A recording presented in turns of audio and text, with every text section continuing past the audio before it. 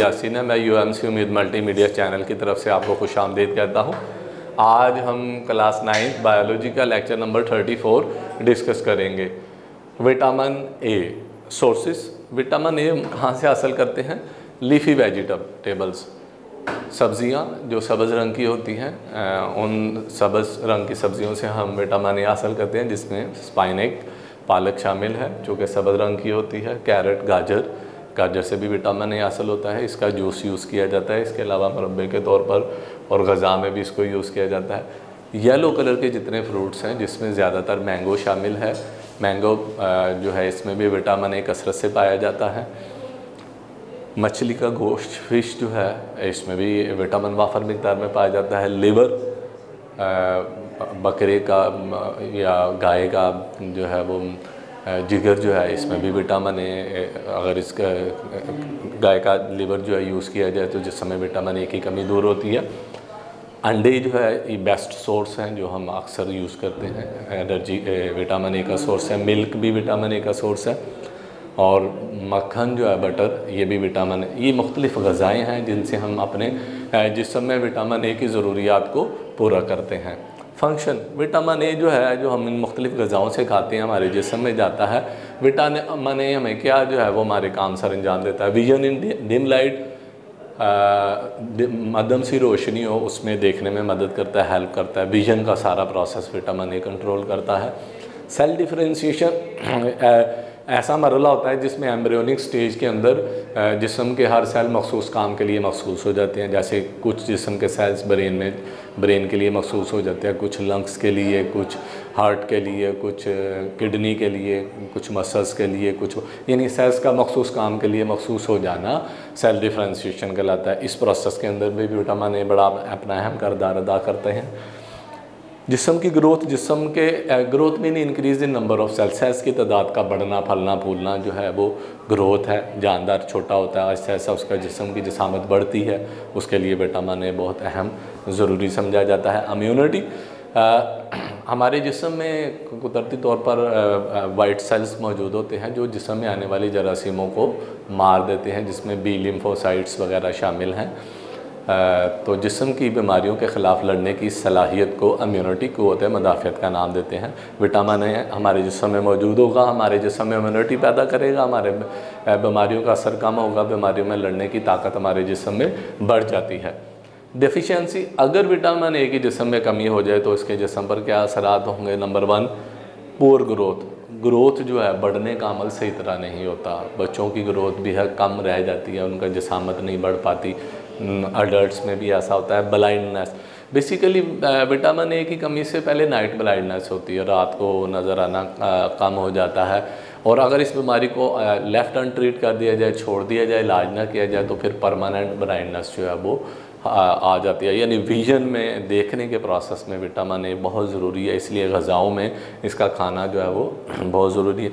Vitamin A की कमी हो जाएगी तो हमारी स्किन के अंदर केराटिन इकट्ठा हो जाता है, जिससे हमारी स्किन जो है वो ड्राई होना शुरू हो जाती है और हमारे हेयर्स की ग्रोथ जो है वो भी इससे विटामिन ए की कमी से मुतासिर होती है।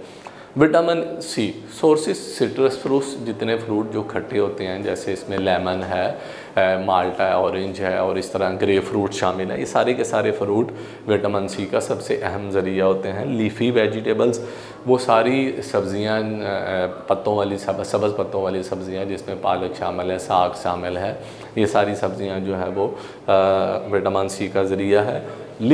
लिवर जो है, जिगर, ये भी बड़ा अहम जो है वो विटामिन सी, यानी लिवर जो है, बीफ लिवर, ये विटामिन ए का सोर्स भी है और विटामिन सी का सोर्स भी है। लिवर यूज़ करना चाहिए ताकि जिसमें विटामिन ए और सी की कमी जो है वो ना हो सके। फंक्शन क्या है? कोलेजन हमारे जिस्म में बनते हैं, उसमें विटामिन सी बड़ा अहम किरदार जो है वो अदा करते हैं। हमारे चोट लग जाए, ज़ख़म बन जाता है, ज़ख़म का भरना, उसमें विटामिन सी बड़ा अहम रोल अदा करता है।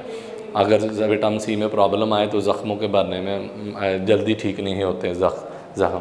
फंक्शन ऑफ इम्यून सिस्टम, हमारे जिस्म में बीमारियों के ख़िलाफ़ जो लड़ने की ताकत है उसको बढ़ाता है। विटामिन सी हमारे जिस्म में इम्यूनिटी पैदा करता है। डेफिशिएंसी, अगर विटामिन सी कम जिस्म में कम हो जाए तो पहली जो बीमारी ज़ाहिर होती है उससे कहते हैं सक्करवी। सक्करवी का मतलब ये है कि उन लोगों के मसल्स में पेन शुरू हो जाती है, जॉइंट्स में दर्द, पूरे जिस्म में सारा दिन थकावट महसूस करते हैं, ऐसा लगता है पूरे जिस्म में दर्द सी मौजूद है। बेसिकली उन लोगों के अंदर विटामिन सी की कमी हो जाती है। फटीक, थकावट, यानी उनके मसल्स के अंदर लैक्टिक एसिड ज़्यादा इकट्ठा होना शुरू हो जाता है, जिससे वो उनको बहुत ज़्यादा थकावट जो है वो फील होती है। पुअर बोन हीलिंग, ऐसे लोगों को चोट लग जाए, इनके ज़ख़म जल्दी जो है वो ठीक नहीं हो पाते, आहिस्ता आहिस्ता जाके उनकी रिकवरी होती है।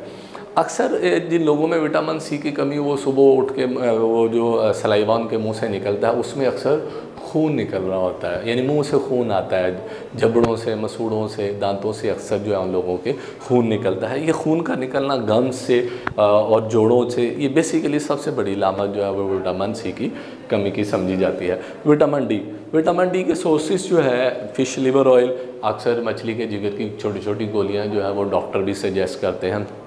जिस में विटामिन डी की कमी हो तो छोटी सी गोल ब्राउन रंग की विटामिन फ़िश लिवर ऑयल की जो है वो गोलियां जो है वो दी जाती हैं। मिल्क जो है, दूध बहुत अहम ज़रिया है विटामिन डी का, विटामिन ए का, घी, मक्खन सिंथेसाइज बाय। अच्छा, सुबह की जो लाइट होती है जब हमारी स्किन पर पड़ती है तो हमारे स्किन में ऐसे सब्सटेंसेस होते हैं जो सूरज की रोशनी से ऑटोमेटिकली विटामिन डी में तब्दील हो जाते हैं, यानी हमारी स्किन भी खुद जो है वो विटामिन डी जो है वो बनाती है। Function, maintenance of concentration of calcium and phosphorus. Vitamin D हमारे जिस्म में कैल्शियम और फास्फोरोसाइन जो है वो उनको मेंटेन रखता है, उनका नॉर्मल लेवल रखता है, ना उन्हें कम होने देता है ना उन्हें ज़्यादा होने देता है। अगर कमी हो जाए तो पहली बीमारी जो विटामिन डी की कमी से होती है वो रिकेट्स है। ये असल में बच्चों के अंदर होने वाली बीमारी है, जिसमें बच्चों के अंदर जो है वो हड्डियाँ कमज़ोर हो जाती हैं और अक्सर हड्डियाँ जो है थोड़ा सा दबाव लगाया जाए तो हड्डी बैंड हो जाती है, मुड़ जाती हैं बच्चों की हड्डियाँ। बच्चों में विटामिन डी की कमी से जो बीमारी होती है उसको हम नाम देते हैं रिकेट्स।